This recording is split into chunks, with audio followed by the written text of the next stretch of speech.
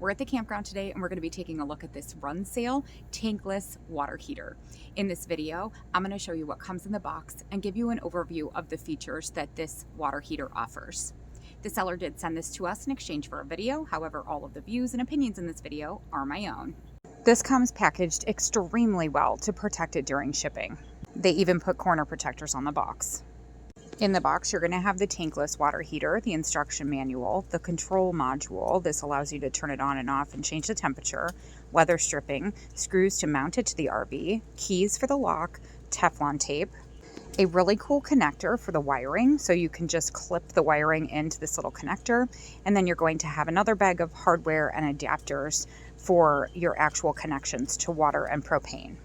This is the really cool wiring adapter that all you have to do is put the two wires from the actual tankless water heater into one side and the two wires from your camper or your RV into the other side and clip them down, and the connection is made.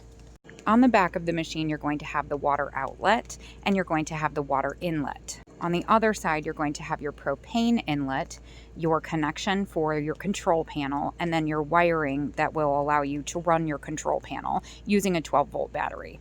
The inside looks like this. You can see that there is a fuse and an on-off switch on the inside of the water heater itself.